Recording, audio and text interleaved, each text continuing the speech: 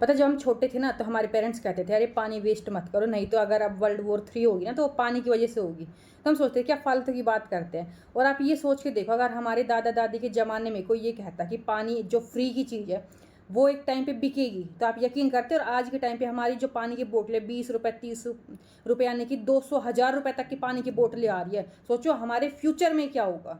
तो हमें यूँ लगता है यार पानी तो बहुत नॉर्मल सी चीज़ है, क्या इसके बारे में पढ़ना है, ये तो फालतू की चीज़ है, हमारी पूरी अर्थ पे पानी ही पानी है। लेकिन आप रियलिटी जब देखोगे ना तो मतलब लोगों के पास पीने का पानी नहीं है। अगर आप यूँ कहते हैं ना कि हमारे पास है क्या, अगर पीने का पानी भी मिल रहा है तो बहुत बड़ी बात है। लोग प्यास से मर रहे हैं बहुत ज़्यादा, अगर आप डाटा उठा के देखोगे।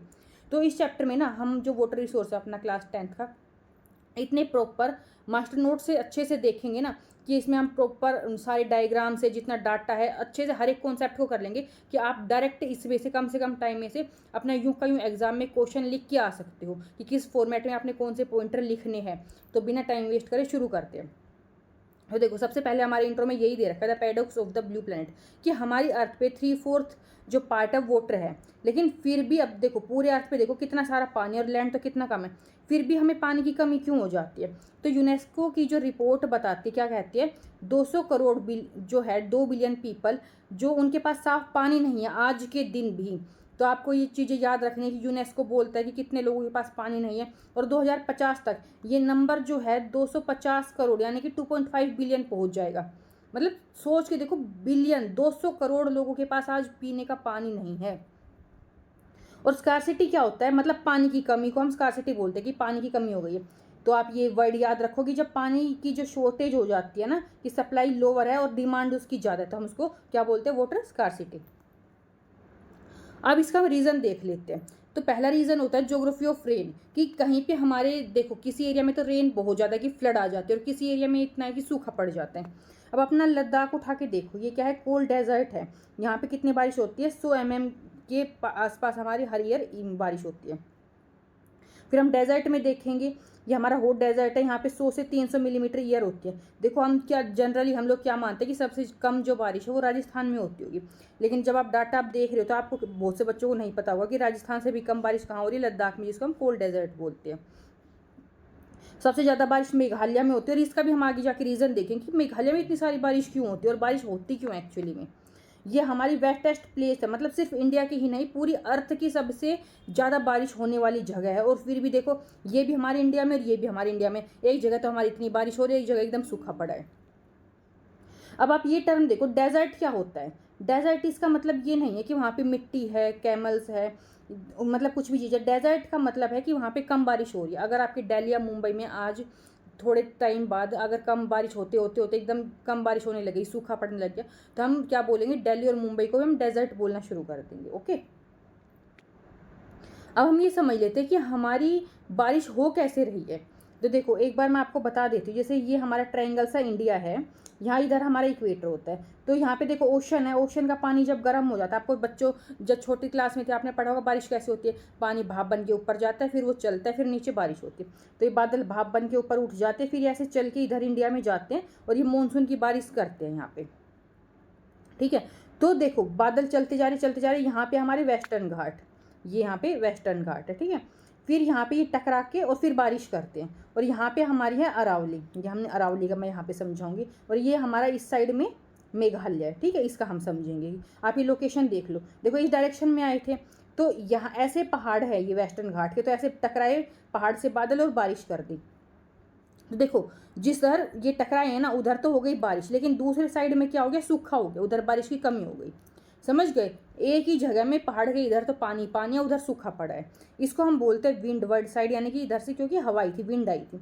यह ली वर्ड साइड जहाँ पे सूखा रहता है। यहाँ पे बारिश कब होती है, जब मानसून ऐसे इधर से इस डायरेक्शन में वापस उल्टा आएगा ना, तब इधर इस वाली पहाड़ के इधर में बारिश करेगा, तब इधर की साइड में सूखा रह जाएगा। ठीक है, अब हम देखते हैं अरावली। अरावली देखो इस डायरेक्शन में है, राजस्थान से दिल्ली की तरफ है ये। तो अगर बारिश ऐसे आती तो ये टकराती, लेकिन ये सीधी उधर जा रही है। देखो ऐसे अरावली और बारिश भी ऐसे निकल जा रही है, ये टकरा ही नहीं पा रही, तो इसलिए यहाँ पे डेजर्ट एरिया सूखा रह जाता है, यहाँ पे बारिश ही नहीं हो पाती। अब हम देखते हैं मेघालय का। मेघालय का जो ये एरिया है ना, यहाँ पे गारो, खासी, जैंतिया 3 हिल्स होती है। देखो ऐसे ऐसे ऐसे, ठीक है, 3 ये हो गई, 1 2 3 पहाड़ी हो गई। अब ये हवा आ रही थी ऐसे, तो सिंपल सी बात है, देखो ये आके टकराएगी इस पे, फिर ये थोड़ा मैं बड़ा बना देती हूँ आपके लिए, एक सेकेंड।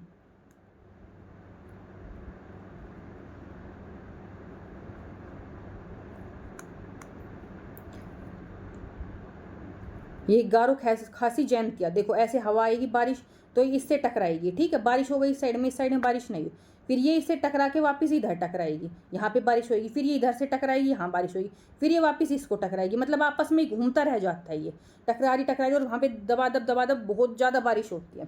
तो देखो क्या है, मेघालय द फनल, एक तरह से गारो खासी जयंतिया फनल बन गई है कि हवा गोल गोल बादल यहीं पे घूमते रहेंगे, फंस गए और यहीं पे बारिश करते रहेंगे। और अरावली में ये ऐसे साइड में चली गई तो बारिश हुई नहीं, और यहाँ पे ऐसी बारिश हो रही। तो आप ये समझो कि कैसे बारिश किस एरिया में होती है, कहाँ सूखा क्यों रहेगा और कहाँ ज़्यादा बारिश किस रीजन से हो रही है। अब हम अपना सेकंड रीज़न देखते हैं कि पानी की कमी क्यों हो रही है। हमने वो देख लिया कि ज्योग्राफी एक तो मेन रीज़न होता है। पॉपुलेशन, हमारे इंडिया की इतनी ज़्यादा पॉपुलेशन है, देखो इंडिया की पॉपुलेशन आप मान लो 1.4 बिलियन, 140 करोड़। तो अब आप मैथ लगाओ, ठीक है, अगर मान लो एक आदमी को 3 लीटर पानी चाहिए एक दिन में पीने के लिए, और मैं इसको मल्टीप्लाई करती हूँ तो मेरे को कितना लीटर पानी चाहिए, 4.2 बिलियन पानी चाहिए, ठीक है। लेकिन सोचो इतना तो अवेलेबल है ही नहीं पानी हमारी कंट्री में इतना, और ये तो सिर्फ मैंने पीने का कैलकुलेट करा है, ये हमने एग्रीकल्चर, बाथिंग इंडस्ट्री, इसका तो ये कैलकुलेट करा ही नहीं है। तो इतना पानी हमें चाहिए, लेकिन हमारे पास है इतना पानी थोड़ी पॉसिबल है।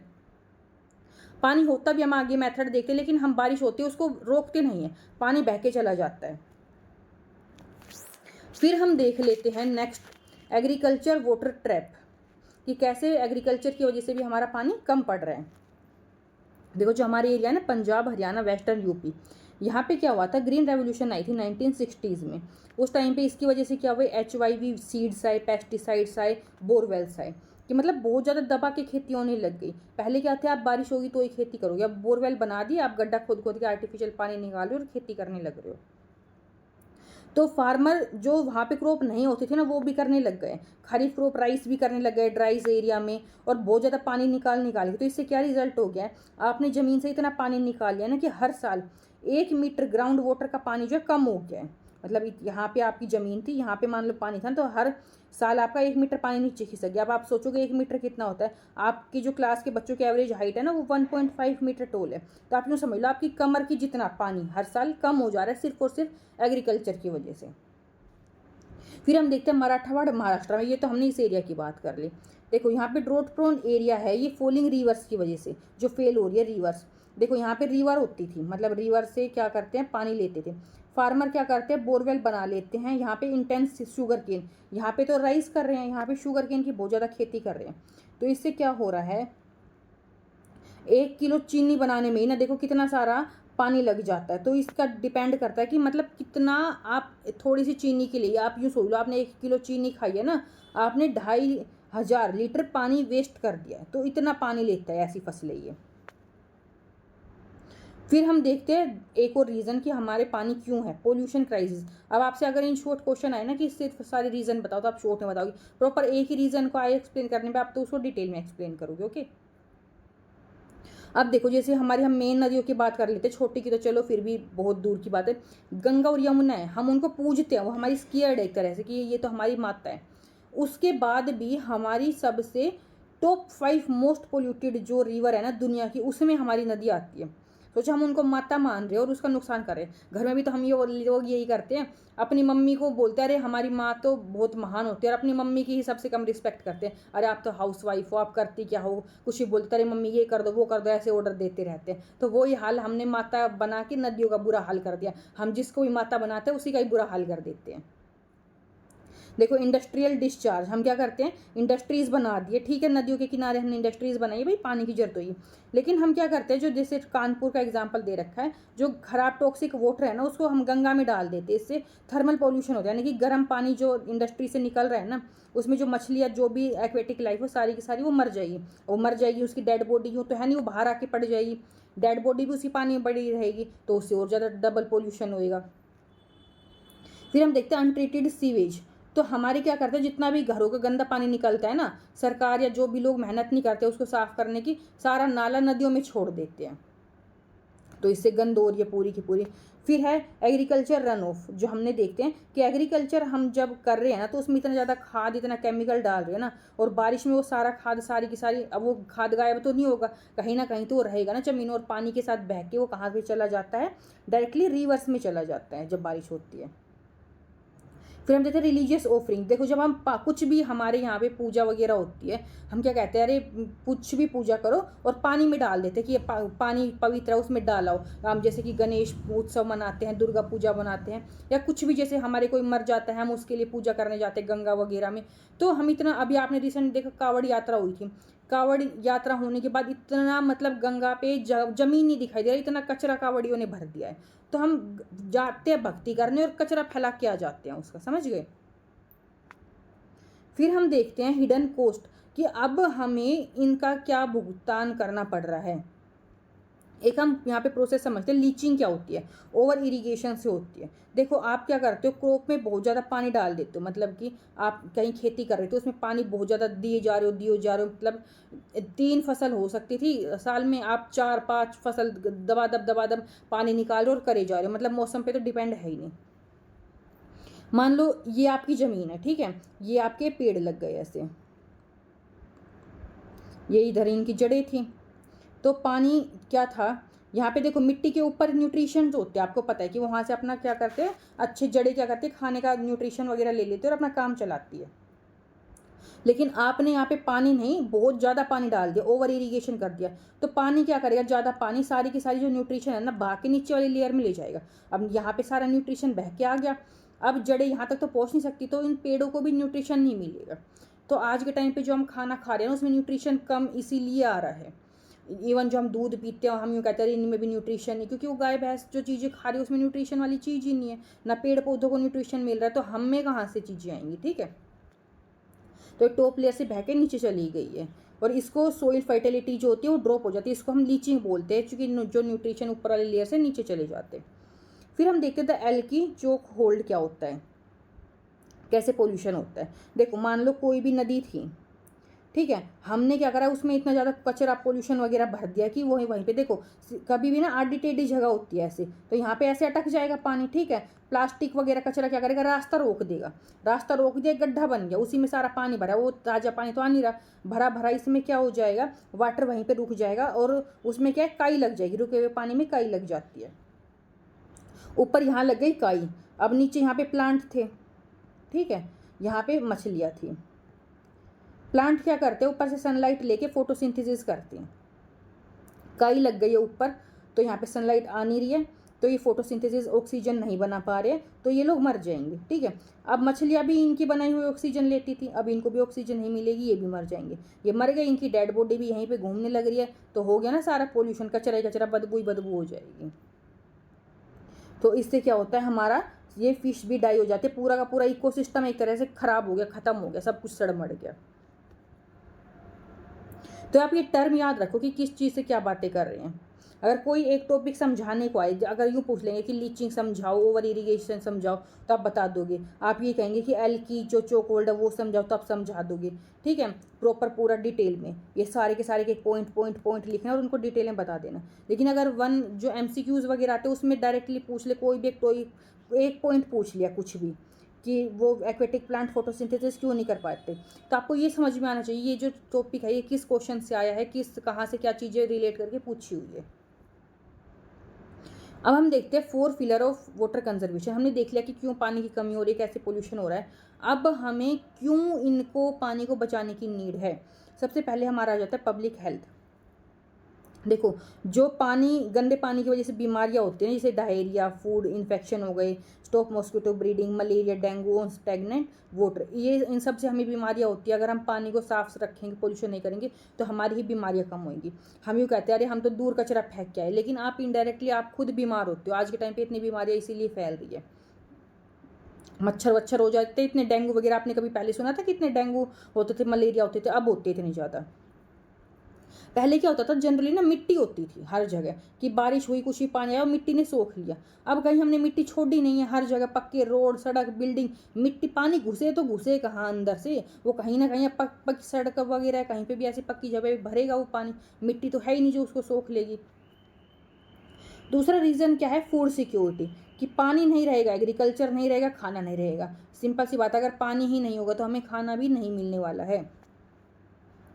फिर है प्रोटेक्टिंग लाइवलीहुड, कि जो मतलब काम कर रहे हैं ना हम उनके बचाना, जैसे कि फिशरमैन हो गए या फिर बोट करने वाले, मतलब ऐसे बहुत सारे लोग हैं जिनका जो काम है ना, पैसे कमा रहे हैं, जॉब है उनकी, वो पानी पे ही रिलेटेड है। अगर ये सब खत्म हो जाएगा तो इवन वो मतलब कुछ कमा ही नहीं पाएंगे और उनकी लाइफ पूरी की पूरी जीरो हो जाएगी, उनका रोजगार ही खत्म हो जाएगा। फिर है सेविंग इकोसिस्टम, कि पूरा का पूरा जो इकोसिस्टम है ना वो हमारा ख़राब हो जाए। जैसे प्लांट फिश, हमने जो अभी एग्जांपल देखा था, छोटी प्लांट फिर छोटे फिश बड़ी फिश सब एक दूसरे पे डिपेंड है, सब का सब खत्म हो जाएगा और हम भी उन पे डिपेंड है एक तरह से। अब हम देखते हैं कि हमने गवर्नमेंट ने क्या क्या इनिशिएटिव ले रखे हैं पानी को बचाने के लिए। पहला आता है जल जीवन मिशन, ये आया था 2019 में। इसमें क्या है, tap water for every house hold, क्या बताया था कि हम हर घर को नल का पानी देंगे, कि पाइपलाइन बिछाई गई थी, सबको पानी मिलना चाहिए।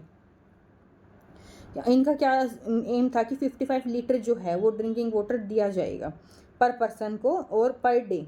एग्जाम्पल, कोई एक फैमिली है 4 लोगों की तो उसको 220 लीटर एक दिन में पानी मिलेगा। फिर हमारी आती है, आपने आप देखा भी होगा आसपास आपकी कि पाइपलाइन बिछी हुई है पानी की, सबके घरों में पानी आता है।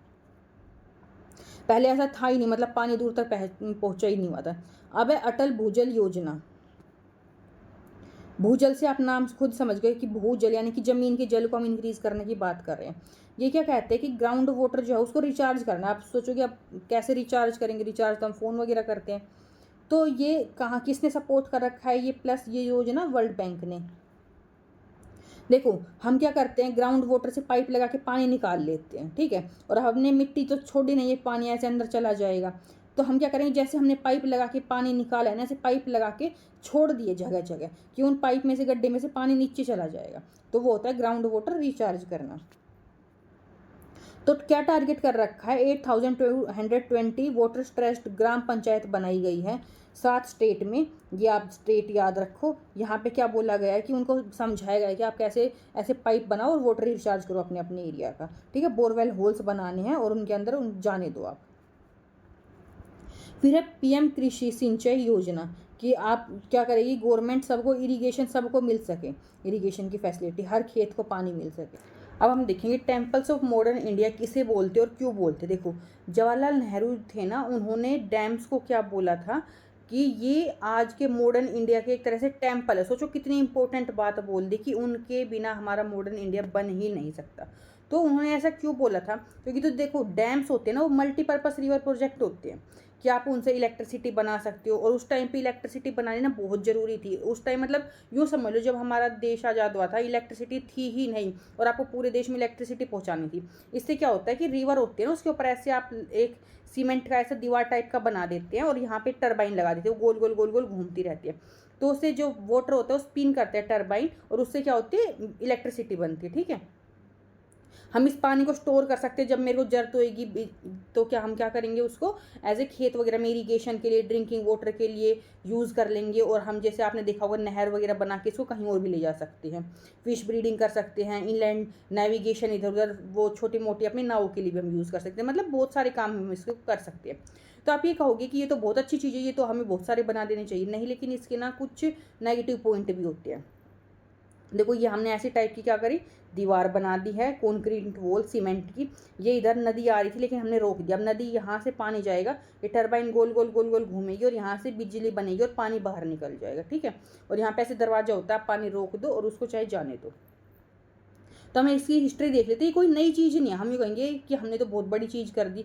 ये ना 1st सेंचुरी में भी आप देखो, जैसे कि इलाहाबाद में एक बनाया गया था वेल गंगा के पास, उसको ताकि जो फ्लड में पानी जाता था उसको रोकने के लिए।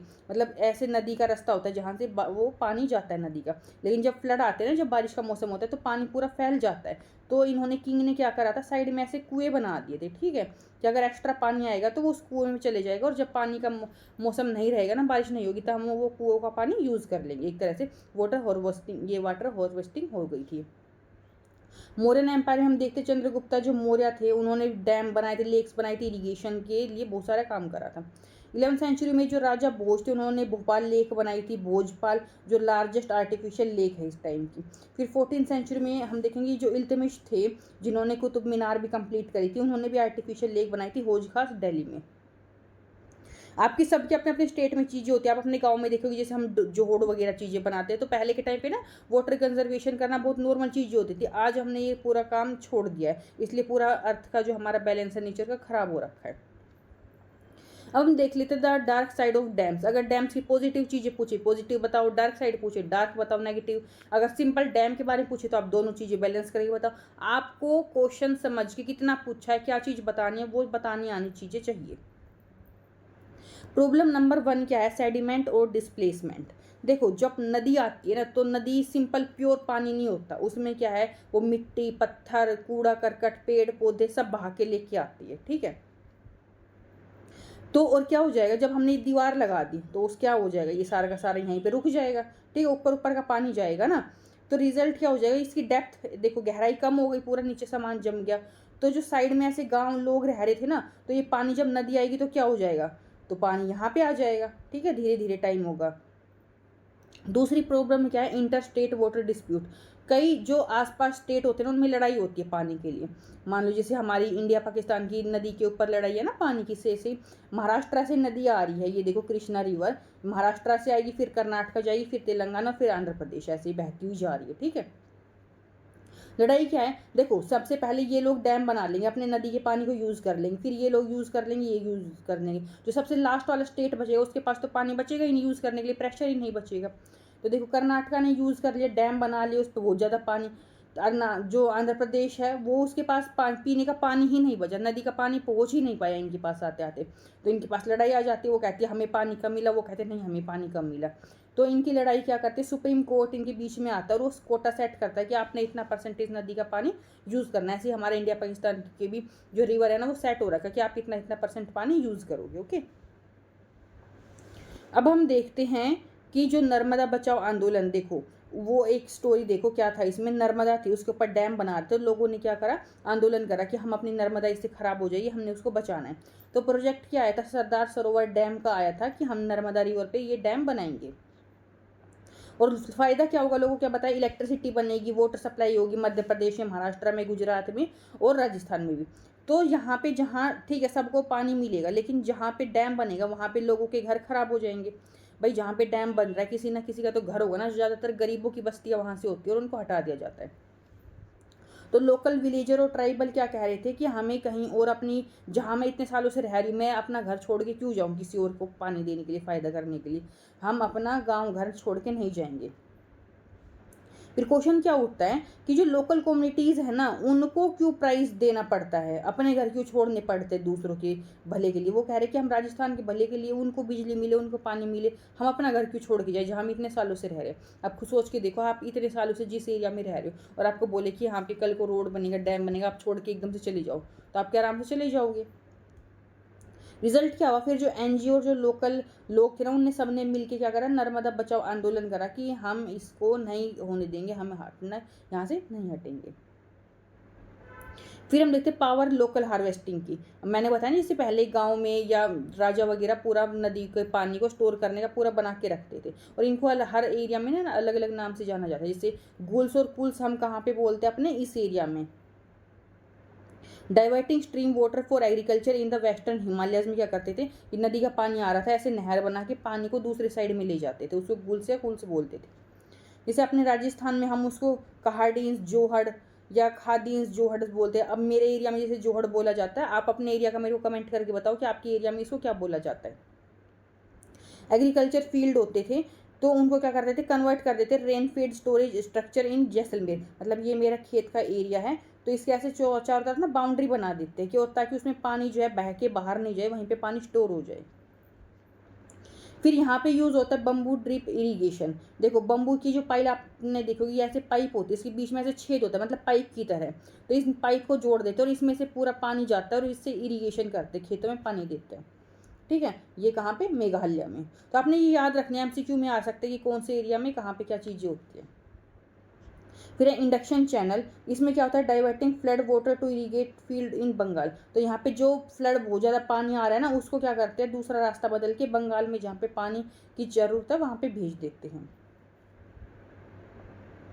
फिर हम देखते हैं हार्वेस्टिंग मैकेनिज्म इन एक्शन, कि कैसे काम होता है पूरा का पूरा। देखो राजस्थान में क्या है, खादी ये चीज़ें चल रही है।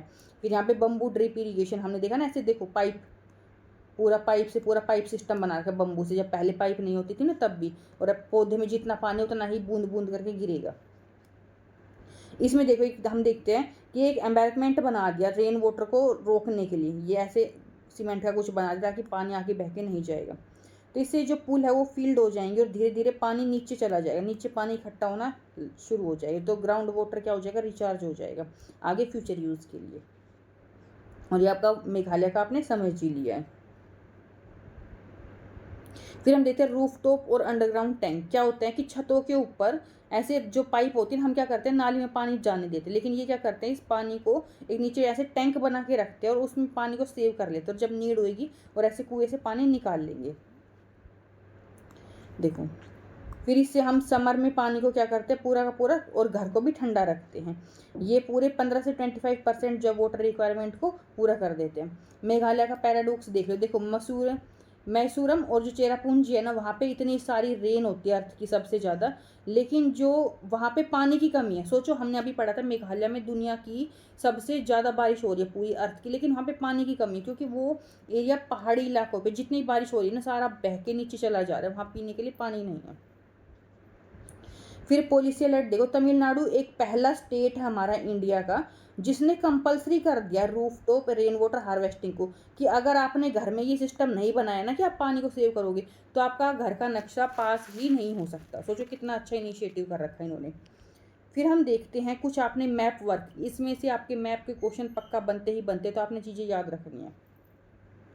सलाल देखो चेनाब जम्मू कश्मीर में, आप 1-2 करके देखते रहो। भाखरा नांगल सतलुज, फिर ये टहरी भागीरथी राणा प्रताप सागर, ये सरदार सरोवर हीराकुंड, सबकी लोकेशन याद रहे रखो। आप ये ट्रिक से कर सकते हो, जैसे कि चाचा चेनाब, यानी कि चाचा सेल लगी है इसीलिए को भांगरा करेंगे फिर भांगेंगे, ठीक है, टहरी पर। फिर ये चंबल वाले राणा प्रताप गए नासा, फिर नासा से नर्मदा सरदार सरोवर। तो ऐसे ट्रिक से आप चीज़ें याद रख सकते हो अपने हिसाब से, कोई और आप ट्रिक भी या बिना ट्रिक के याद हो सकता है तो सबसे बेस्ट है।